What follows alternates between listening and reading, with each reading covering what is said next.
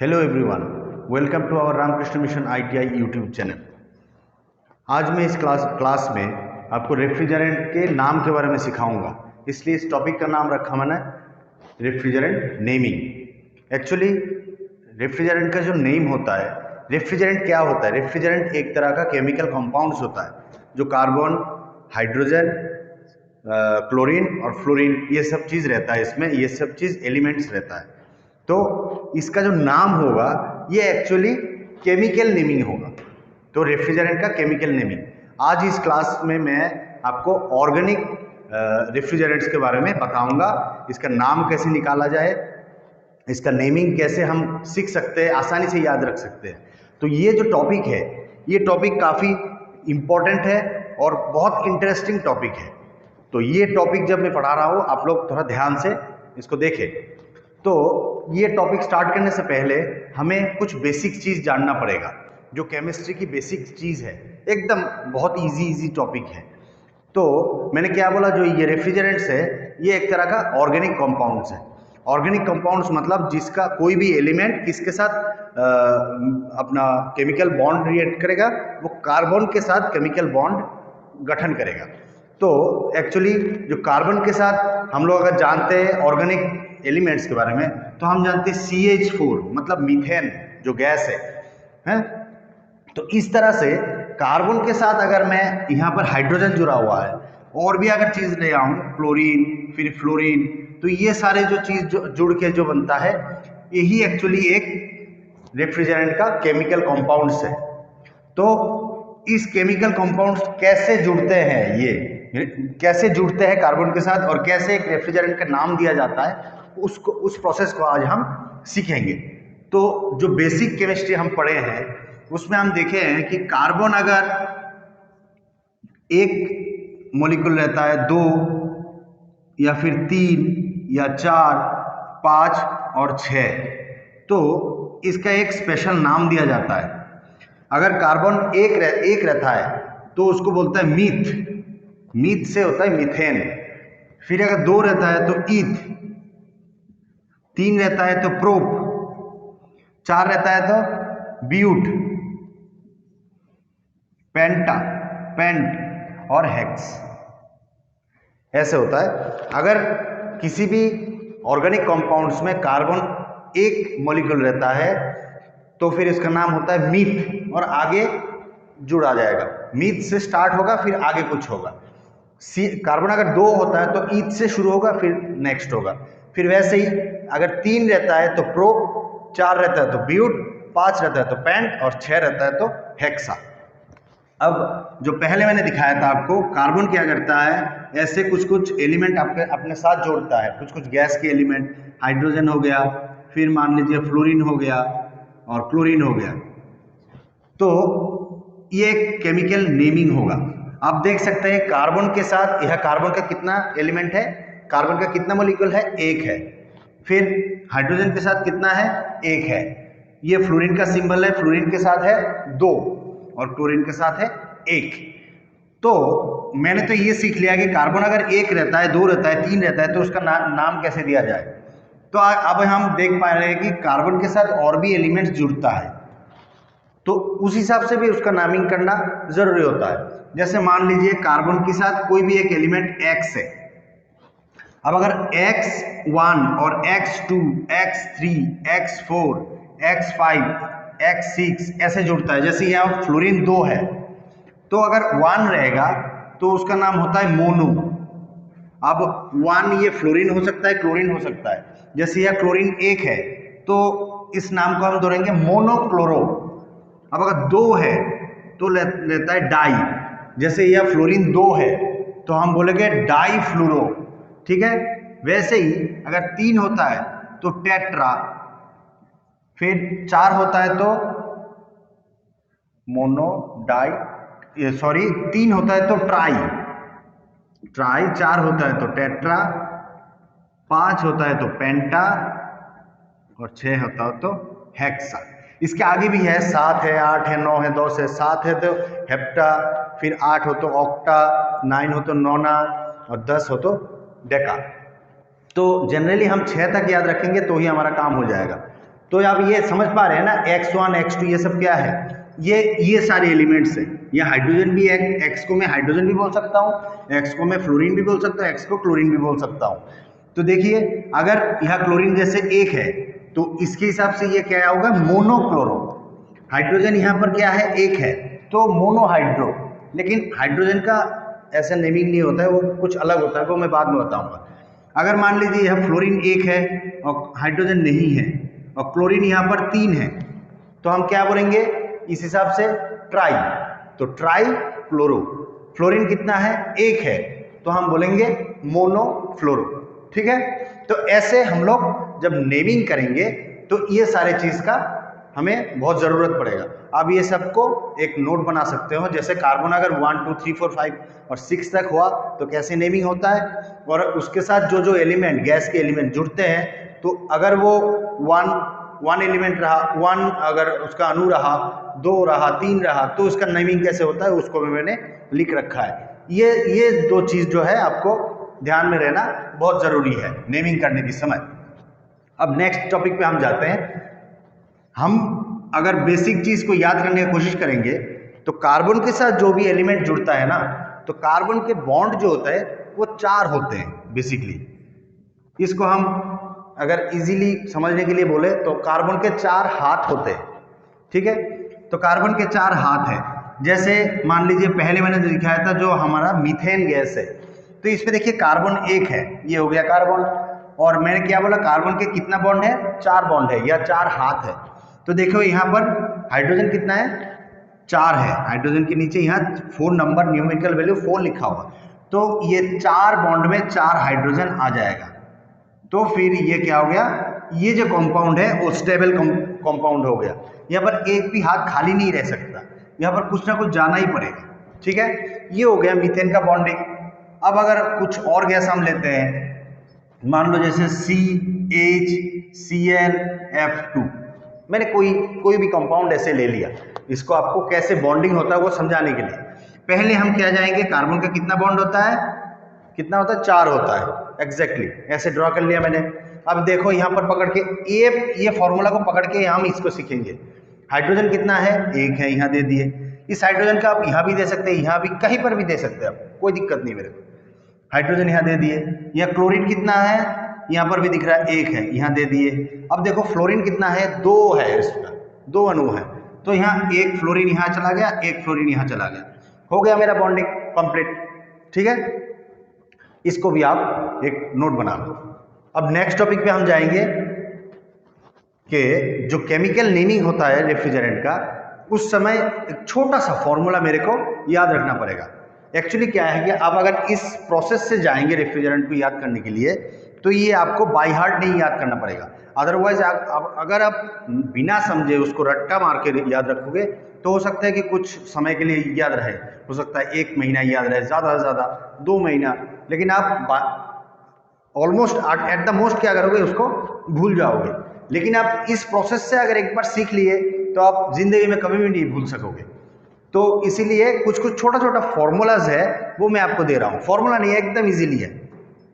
Refrigerant का अगर आप लोग पढ़ोगे तो देखना रेफ्रिजरेंट का नेमिंग जो रहता है, ये हो गया R11, R12, फिर R13, R22, R21, ऐसे नाम रहता है। ठीक है, तो R का मतलब है रेफ्रिजरेंट। ठीक है, तो एक बेसिक चीज ये है कि कोई भी रेफ्रिजरेंट, अगर मान लो यहाँ पर मैं नंबर की जगह X, Y और Z से रिप्रेजेंट करता हूँ, ये X, Y, Z मतलब यह क्या है, R11, तो 11 यहाँ हो जाएगा। तो एक्चुअली ये कहने का मतलब है कोई भी रेफ्रिजरेंट अगर 2 डिजिट रहा, एक्चुअली वो रहता है 3 डिजिट, 2 डिजिट और सामने कुछ नहीं है, मतलब यहाँ पर है 0। R12 इसके सामने क्या होगा, 0, इसके सामने भी 0। तो कहने का मतलब यह है कि कोई भी रेफ्रिजरेंट का 3 डिजिट का नंबर होता है। जैसे मान लो यहाँ पर मैं R11 को लिखता हूँ, चलो इसको मैं क्लियर कर देता हूँ। हाँ, जैसे R11 को मैंने लिखा तो R11 एकदम राइट में क्या है, 11 का 1 है, फिर दूसरा 1 है, फिर तीसरा तो कुछ नहीं है, तो मतलब है 0। ठीक है, तो ऐसे ही सारे रेफ्रिजरेंट को मेरे को रिप्रेजेंट करना पड़ेगा। जैसे R, X, Y और Z लिखा हमने, और इसके जगह अगर मान लो मैं R22 लेता हूँ, 22 मतलब एक्सट्रीम राइट में क्या है 2 है, तो यहाँ 2 है, यहाँ 2 है, यहाँ कुछ नहीं है मतलब है 0। ठीक है, ऐसे मेरे को समझना पड़ेगा। अब जो फॉर्मूला मैंने बताया था वो है रेफ्रिजरेंट का जो 3 डिजिट है, इसका एक्सट्रीम राइट जो डिजिट है वो होता है फ्लोरीन के लिए। क्लियर? एक्सट्रीम राइट का जो डिजिट है वो डिजिट होता है फ्लोरीन गैस के लिए। ठीक है, एग्जांपल दे देता हूं, जैसे R22 हुआ तो एक्सट्रीम राइट में क्या है 2 है, तो 2 मॉलिक्यूल किसका है, ये फ्लोरीन गैस का है। ओके, इसमें और कुछ नहीं करना है, बस इतना याद रहना है कि राइट साइड का जो डिजिट रहेगा वो फ्लोरीन गैस का होता है। फिर नेक्स्ट, फिर y के जगह जो वैल्यू रहेगा यहाँ पर -1 करना पड़ेगा, जो भी वैल्यू रहा। जैसे यहाँ, हाँ सॉरी -1 छोड़ो भी, नेक्स्ट जो डिजिट रहेगा वो रहेगा हाइड्रोजन के लिए। ठीक है, और फर्स्ट जो डिजिट रहेगा वो रहेगा कार्बन के लिए। ओके, ये मेरे को याद रहना पड़ेगा। लास्ट डिजिट फ्लोरीन के लिए, मिडिल वाला डिजिट हाइड्रोजन के लिए, और सामने वाला डिजिट कार्बन के लिए। ओके, अब देखो, जैसे एग्जांपल के लिए मैंने यहाँ पर R22 लिखा है, 22 का राइट डिजिट 2 है तो वो फ्लोरीन के लिए चला जाएगा। फिर दूसरा डिजिट जो है हाइड्रोजन के लिए, वहां पर -1 करना पड़ेगा। मान लो जैसे यहाँ 2 है, 2 से 1 घटा के यहाँ हाइड्रोजन कितना होगा, 1 होगा। वैसे मेरे को याद रखना पड़ेगा जो मिडिल वाला डिजिट है उसमें -1 और फर्स्ट वाला जो डिजिट है उसमें +1। ओके, यही फॉर्मूला है बस, और कुछ नहीं है। राइट डिजिट जो है वो फ्लोरीन के लिए, मिडिल वाला डिजिट हाइड्रोजन के लिए, और जो फर्स्ट डिजिट है वो कार्बन के लिए होता है। थर्ड डिजिट के लिए जो राइट साइड का डिजिट उसमें -+ कुछ भी नहीं है, जितना रहेगा एग्जैक्टली उतना बैठेगा। और बीच वाला डिजिट के लिए -1, फर्स्ट डिजिट के लिए +1। ठीक है, ये समझ गए। अब आओ हम लोग केमिकल नेमिंग करते हैं। इसको मैं थोड़ा रब कर देता हूं, उम्मीद है कि आप लोगों ने इसको नोट कर लिया। देखो, आज जैसे मान लो कि R11 कोई रेफ्रिजरेंट लेते हैं, उसका हम नेमिंग करेंगे। ठीक है, तो नेमिंग करने समय हमने ये सारी चीज रख लिया। ठीक है, तो देखो यहां पर क्या है, R011, तो इसको अगर हम वैसे रिप्रेजेंट कर ले R, X, Y और Z से, तो मैंने क्या बोला था, Z वाला जो पोर्शन है वो होता है फ्लोरीन के लिए, तो फ्लोरीन के लिए कितना बैठेगा यहाँ पर 1। ठीक है, बीच वाला जो डिजिट है मैंने क्या बोला था, हाइड्रोजन के लिए, और इसके साथ क्या होगा -1, तो -1 + 1 क्या हो जाएगा 0, तो हाइड्रोजन यहाँ 0 हो गया। और 0 के साथ यहाँ पर क्या बोला था +1, तो 0 + 1 क्या हो गया, कार्बन 1 हो गया। ठीक है, यहाँ पर थोड़ा सा चेंजेस है। अब देखो, तो यहाँ 0 हाइड्रोजन, हाइड्रोजन 0 मतलब क्या है, यहाँ पर हाइड्रोजन है ही नहीं, हाइड्रोजन गैस है ही नहीं यहाँ, तो कार्बन भी क्या हो गया 1 हो गया, फ्लोरीन भी 1 हो गया। क्लियर? केमिकल बॉन्डिंग करने समय यह ध्यान रखना कि जब कभी 1 होता है तो 1 लिखने का जरूरत नहीं है। ठीक है, तो देखो इसका क्या नेमिंग आ गया, C और F। अब हम इसका केमिकल बॉन्डिंग करते हैं। जैसे C मैंने ले लिया, ठीक है, C का 4 बॉन्ड होता है मैंने बोला, तो यहाँ पर 1 फ्लोरीन गया और बाकी 3 जो है वो पूरा खाली है। तो इसमें अब ये केमिकल बॉन्डिंग थोड़ी बना है। अब इसमें क्या करेंगे, हाँ अब ध्यान रखना कि जिस किसी भी केमिकल सिंबल पे हाइड्रोजन 0 हो जाएगा, उसके जगह जब हाइड्रोजन 0 हो जाएगा या फिर ये जो बॉन्ड है वो नहीं भर रहा, तो उसके जगह पे क्लोरीन डाल देना। हाइड्रोजन 0 हो गया, हाइड्रोजन है ही नहीं, तो बाकी 3 जो बॉन्ड है उसमें क्या डालना पड़ेगा, उसमें क्लोरीन गैस ऑक्युपाई करेगा। तो यह कितना क्लोरीन है, 1 2 3, तो यहां हम लिखेंगे 3।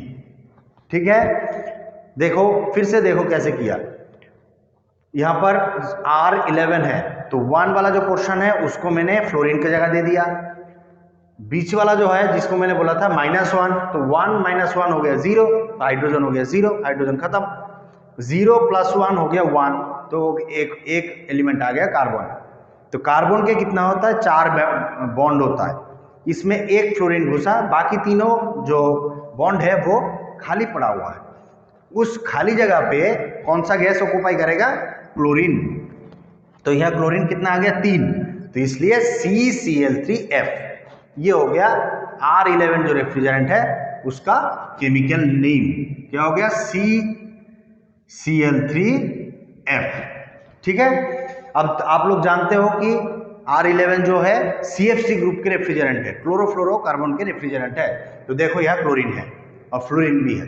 ठीक है, मैच किया, जो आप लोगों का नॉलेज है उसके साथ देखो मैच किया, CCl3F हो गया। अब इसका केमिकल नेमिंग सीखेंगे। मैंने क्या बोला था, कार्बन 1 रहा तो ये मिथ ग्रुप का है, तो देखो यह कार्बन 1 है, ये मीथेन ग्रुप का है। यह क्लोरीन कितना है, 3 है। मैंने अब देखो नोट पे, अगर 3 एलिमेंट रहता है, कोई एलिमेंट अगर 3 अणु रहता है तो उसको बोलते हैं टेट्रा। तो यह क्या होगा, टेट्रा क्लोरीन से क्लोरो, ClORO, टेट्रा क्लोरो। फिर मैंने क्या बोला था, अगर एक हुआ तो क्या लिखते हैं, मोनो, तो यहां लिखेंगे मोनो फ्लोरो, मोनोफ्लोरो। फिर कौन सा ग्रुप का है, मीथेन ग्रुप का है। तो ये हो गया उसका केमिकल नेम, टेट्राक्लोरो मोनोफ्लोरो मीथेन। ठीक है, अब आप ये क्वेश्चन कर सकता हो कि क्लोरीन को पहले ना लिखे, फ्लोरीन को हम अगर लिखे तो, और इसको और लिख सकते हैं, मोनोफ्लोरो टेट्रा क्लोरो मीथेन, मीथेन। इसको अगर ऐसे भी लिखेंगे तो भी ये सही होगा। ठीक है, किसी किसी किताब में देखना ये ऐसे लिखा रह सकता है या फिर ऐसे भी लिखा रह सकता है, CCl2FCl या फिर CClFCl2। हर एक जो लिखा हुआ पोर्शन है सेम है, ये अलग ये अलग ये अलग कुछ नहीं है। अब अगर CCl3F लिखा तो कोई नहीं काट सकता, कोई नहीं गलत ठहरा सकता। अगर CCl2FCl लिखा वो भी सही है, CClFCl2 लिखा वो भी सही है। इसका नाम अगर आपने टेट्रा क्लोरो मोनोफ्लोरो मीथेन लिखा वो भी सही है, मोनोफ्लोरो टेट्रा क्लोरो मीथेन लिखा वो भी सही है। लेकिन केमिकल नेमिंग के समय क्या होता है, जो मोनो है, मोनो लिख के कोई भी नेमिंग स्टार्ट नहीं होता है। मोनो या तो बीच में या लास्ट में घुसाया जाता है। अब पहले मोनो मत लिखना, वो सुंदर नहीं लगता है, तो इसलिए हम इसको ज्यादा प्रेफर करते हैं, टेट्राक्लोरो मोनोफ्लोरो मीथेन। ठीक है, ये हो गया मेरा R11। चलो एग्जाम्पल के तौर पे मैं आज एक और कर देता हूं, ये हो गया R12। ठीक है, तो ये जो फॉर्मूला है इसको एकदम सामने रखना, पहले पहले जब आप सीख रहे हो। तो ये क्या हो जाएगा, R012।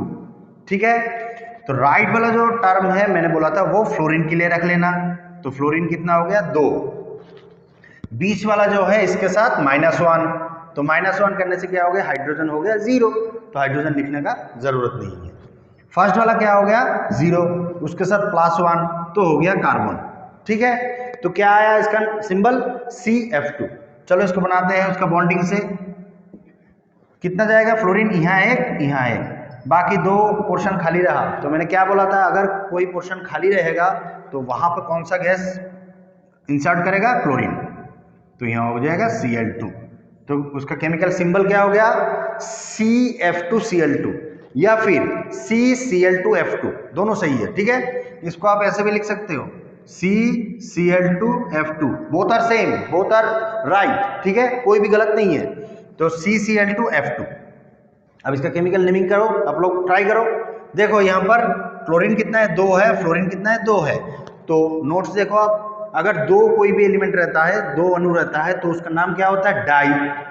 तो देखो ये क्या हो जाएगा, डाई क्लोरो, ओके, डाई फ्लोरो, फिर ये कार्बन कितना है, 1 है, तो मीथेन। ओके, तो देखो कितना इजीली हम कर लिए। फ्लोरीन 2 है तो इसलिए डाईफ्लोरो, क्लोरीन 2 है, डाईक्लोरो मीथेन। हमने क्या लिखा, डाईक्लोरो डाईफ्लोरो मीथेन। अब अगर आप लोग कुछ और चेंज करना चाहते हो तो लिखो पहले डाइक्लोरो मीथेन। ठीक है, ऐसे मत लिखना कि मीथेन डाइफ्लोरो, नहीं, मीथेन को लास्ट में रखना पड़ेगा। कौन सा ग्रुप का है ये मीथेन ग्रुप का है, इसलिए ग्रुप नेम को लास्ट में। ठीक है, पहले कौन कौन सा एलिमेंट कितना अणु रहता है उसको मैंने लिखना है। यह 2 फ्लोरीन का अणु है डाइक्लोरो, 2 क्लोरीन का है डाइफ्लोरो, देन मीथेन ग्रुप का है मीथेन। तो आज के लिए मैं ये 2 ही एग्जाम्पल रखता हूँ। आप लोग थोड़ा इस जितना भी पॉइंट्स मैंने बोला है उसको थोड़ा रिवाइज करने का कोशिश करो। आगे जो नेक्स्ट क्लास होगा उसमें मैं काफ़ी सारा रेफ्रिजरेंट का नेमिंग करके आप लोगों को बताऊंगा। ठीक है, ये बहुत ही इंटरेस्टिंग है, एकदम आसान भी है। 2 दिन बाद जब आप लोग प्रैक्टिस करोगे वो एकदम आपके फिंगर टिप्स पे होगा, तब आप इजीली बता सकते हो। जो लोग रट्टा मार के सीखते हैं उनको लगेगा अरे ये तो जादू हो गया, कैसे इसने इतना कठिन सा नाम याद कर लिया। ठीक है, वो इतना कठिन नहीं है, जस्ट आपको ये जो छोटे छोटे नुस्खा मैंने बताया वो उसके ऊपर ध्यान देना। ठीक है, अगर आपको मेरा ये वीडियो में कोई प्रॉब्लम होता है, कुछ और समझने का आपका अंदर कोई और जिज्ञासा है, तो मेरे को कमेंट सेक्शन में ज़रूर लिखें, मैं कोशिश करूंगा आपका आंसर देने का। और अगर मेरा ये वीडियो आपको अच्छा लगता है तो लाइक ज़रूर करें, अपने दोस्तों को बताएं, शेयर करें, हमारे चैनल को सब्सक्राइब करें। Okay, thank you.